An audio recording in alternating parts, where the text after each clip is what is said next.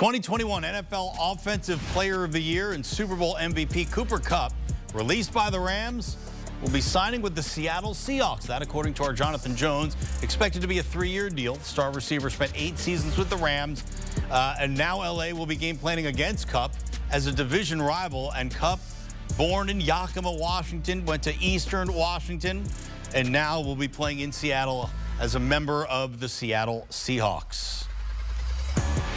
All right, with that notion of Cooper Kupp to the Seahawks swimming in our brains, we say hello, CBS Sports NFL writer John Breech. John, you wrote on CBSSports.com, was Seattle the best fit for Kupp? Both he and Seattle seem to agree with that. So how and why are the Seahawks better now with Cooper Kupp on their roster? Well, I think from Seattle's end, they had to add a receiver if they want this offense to be any good. You look at what they've done this offseason. They traded DK Metcalf to the Steelers. They cut Tyler Lockett. So now you got to make up ground at some point. And yes, they did add Marquez Valdes-Scantling, but he has a completely different skill set than Cooper Kupp, who was a possession receiver. So you bring him in, now you have Jackson Smith and Jigba, and now you feel a lot better about your offense if you're the Seahawks. If you're offensive coordinator Clint Kubiak, you feel really good about kind of designing something for this receiving crew. So this does make the Seahawks better. And then from Cooper Kupp's end, you mentioned it, Russ, he's going back home. He does get to go to Washington, and I do feel like there is probably, if you're Cooper Kupp, at least in the back of your mind, there's a little chip on your shoulder. The Rams got rid of you. They told you they didn't want you back. So now you sign with a division rival that almost won the NFC West over the Rams in 2024.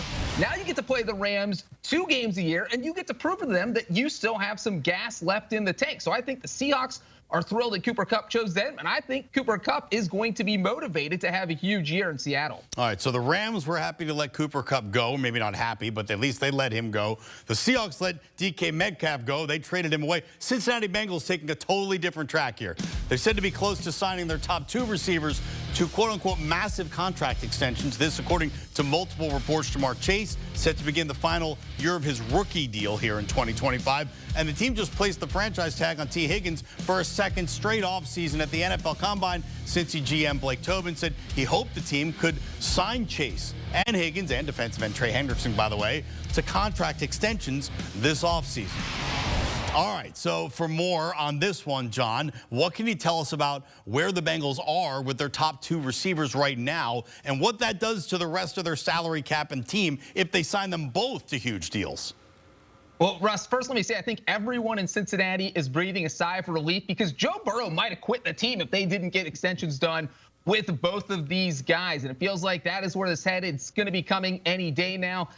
We saw Duke Tobin, the de facto general manager there in Cincinnati. He said at the Combine that Jamar Chase is going to be the highest paid non-quarterback. So that makes it really tough to go in negotiations and offer him anything less than that. So I think it's pretty much a lock at this point that Jamar Chase is going to check in at a number that is slightly over what Myles Garrett just got. So Garrett's getting $40 million per year. Maybe that means 40.1 for Jamar Chase or 40.5. But it's going to be in that neighborhood. Then when you look at T. Higgins, that franchise tag number is $26.2 million. I think Higgins' target number right now is to be the top paid number 2 receiver. And right now that honor belongs to Jalen Waddle, who is making $28.25 million per year. So that puts Higgins probably in that $28.5 to $30 million per year range. So now, if he gets that, you're looking at $125 million per year to Joe Burrow, T. Higgins, and Jamar Chase. But the upside here for the Bengals, the team that has $25, $30 million in cap space right now, is when you get these extensions done, you can kind of kick their cap hits down the road. Higgins would have a $26.2 million cap hit on the franchise tag this year.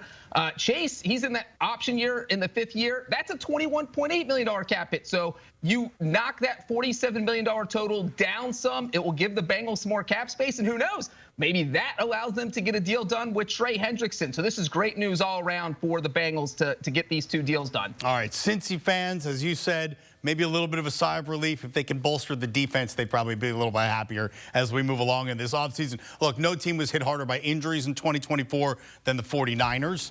No team's roster has been ravaged so far more in this offseason than the Niners. Deebo Samuel to the Commanders. That was the headline deal out of San Fran. But this team has seen about half of its starters go elsewhere for whatever reason since the new league year opened on Wednesday. Check this out.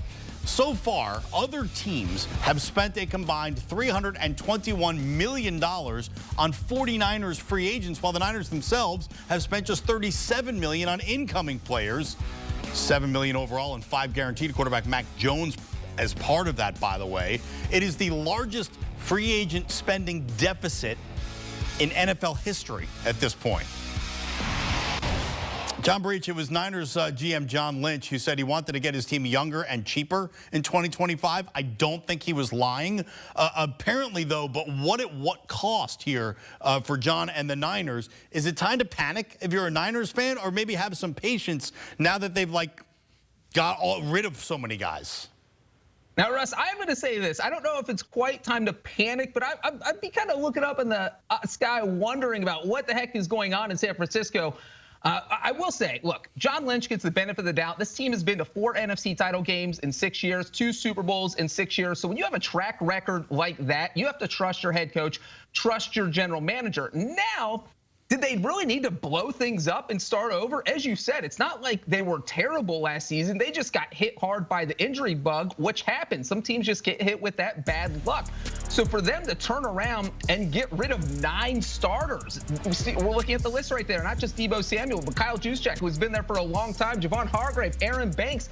And it's not like these are players that don't have anything left in the tank. We can tell by how much they were coveted in the free agency that these players can still play. That's why they got that $321 million combined. So it is interesting to see what the 49ers are trying to do there. Obviously, they do have to worry about the Brock Purdy extension. But again, that's not about saving money in 2025, because when guys get those huge contract extensions, the big salary cap hit doesn't come in that first season. So it just seems like John Lynch, when he said we're getting younger and cheaper, we saw the Rams do that. The Rams decided that's going to be our entire strategy. It somehow worked out. Part of that was because they were able to draft well. They win the NFC West, get to the playoffs. It feels like John Lynch is trying to emulate what they're doing in Los Angeles. So definitely surprising offseason for the 49ers. And there's going to be a lot of questions. They're maybe even on the hot seat if they are not good this season. But I do think they'll get at least 2025 to kind of figure things out and figure out their game plan going forward. Yeah, there still is a lot of talent on that San Francisco team. Even with all the people they shipped out,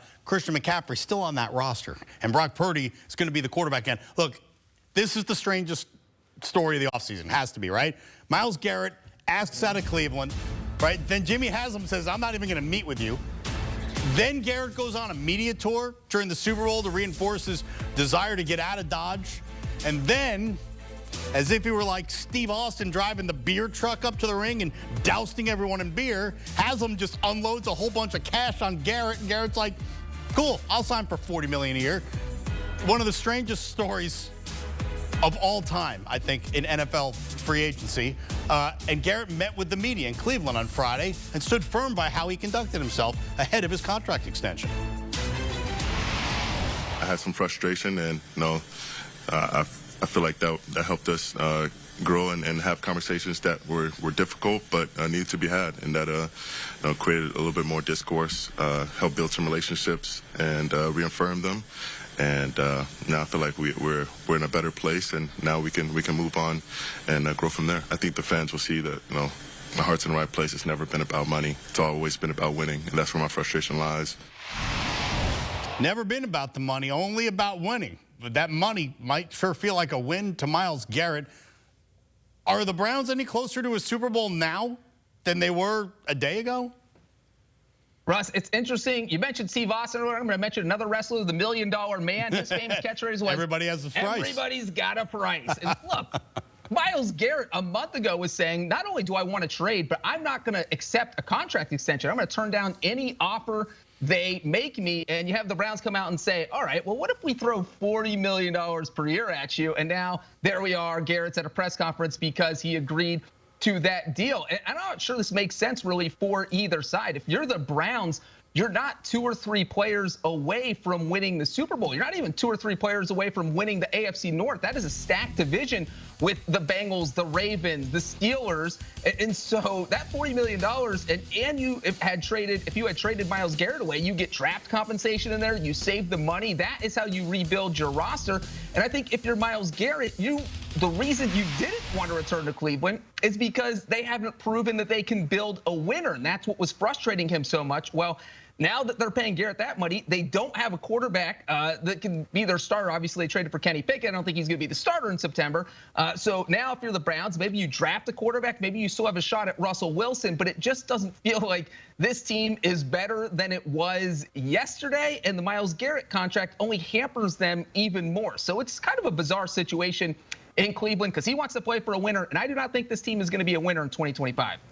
Myles Garrett at least is wealthier than he was the day before. John Breech, thank you very much. There will be more from where this came from. I'm happy you mentioned, by the way, the AFC North. The Browns, they haven't been as much as a division winner since 1989. It's the longest run of futility as such, still going today. The Ravens, Steelers, Bengals, they've all had some form of joy in recent years. Not so much for Northeast Ohio. Jets fans have had it bad. Raiders fans, too, and worse in some cases because, you know, the move and all. But pour one out for your friends in the dog pound. It's been mostly a rough existence.